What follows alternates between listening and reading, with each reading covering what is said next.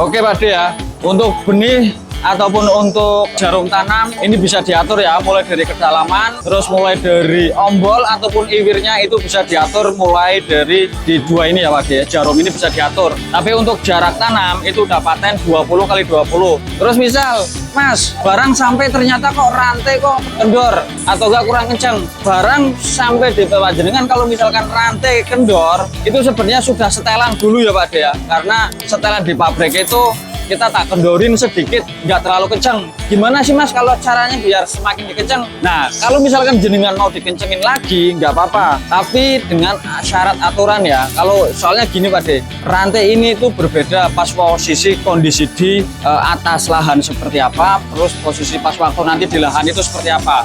Jangan terlalu kenceng pas posisi pengaturan rantainya ini Pak De. Ini kalau misalkan nanti kenceng, posisi di lahan, di bagian benih itu ada beban semakin berat, otomatis ini juga semakin kencang, jadi nggak bagus juga. Kalau misalkan terlalu kendor Mas, nah kalau misalkan terlalu kendor, kita cek dulu ya di bagian mana rantai yang di bagian mana. Di bagian depan ini ada dua rantai, satu yang mau ke mesin, satunya lagi yang ke gearbox. Penggerak dari mesin ke gearbox, nah ini dari gearbox ke jarum. Misal jarak rantai yang dari ini yang kecil ini kendor, itu bisa diatur Pak De. Di bagian ini bisa kita kencengin lagi Pak De. Kalau misalkan pingin dikendorin ataupun dikencengin, ini bagian sini kita bisa diatur lagi. Di bagian sini, sini sama sini. Terus kalau misalkan ini sudah dirubah, jangan lupa untuk merubah posisi di bagian rantai sini juga Pak De. Di bagian sini sudah, bagian sini sudah. Terus di bagian sini itu juga pasti ikut merubah Pak De.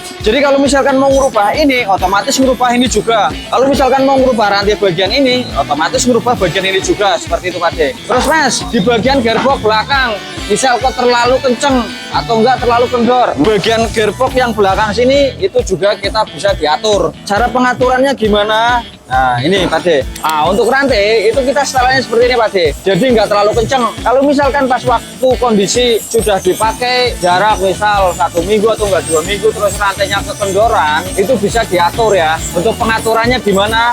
Rantai di bagian belakang sini, di bagian sini Pak De, kita kendorin dulu. Di sini kita kendorin, di dua ini kita kendorin juga sama. Kita kendorin, terus di bagian bawah kita ada baut, dua kita kendorin juga. Nanti kita tarik ke belakang Pak De Bude. Nah terus nanti di bagian sini juga ada Pak De, baut. Terus ini di bagian ini gearboxnya nanti kita tarik ke belakang sedikit. Tarik ke belakang kita langsung kencengin. Penyetelannya jangan terlalu kencang ya Pak De ya. Kenapa jangan terlalu kencang? Kalau misalkan kencang nanti gearboxnya malah rusak, seperti itu.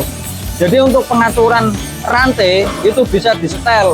Setel rantai depan bisa disetel, rantai belakang juga bisa disetel Pak De Bude. Terus Mas, kalau misalkan di lahan uji cobanya seperti apa? Cara pemakaiannya? Kalau misalkan di lahan nanti tak jelasin ya cara pengoperasian mesin alat tanam padi ya dari Ponco Tani, nanti tak jelaskan mulai dari beloknya, terus mulai dari pengambilan benihnya itu bisa diatur atau enggak, nanti kita langsung di lahan saja. Kita cek unit datang dari pabrik, itu kita langsung cek di lahan. Kenapa kok prosesnya agak lama? Karena kita ada 3 quality control yang harus sesuai dengan prosedur.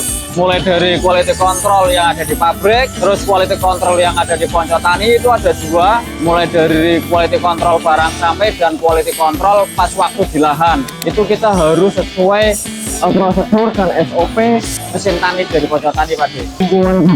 Ponco Tani itu sekarang banyak akun-akun fake atau akun-akun yang penipu, mulai dari Facebook ataupun Instagram ataupun TikTok. Kalau misalkan bukan dari Ponco Tani, mohon untuk Pak De dan Bude jangan melakukan transaksi apapun, karena sudah ada banyak korban yang kena tipu ya Pak De ya.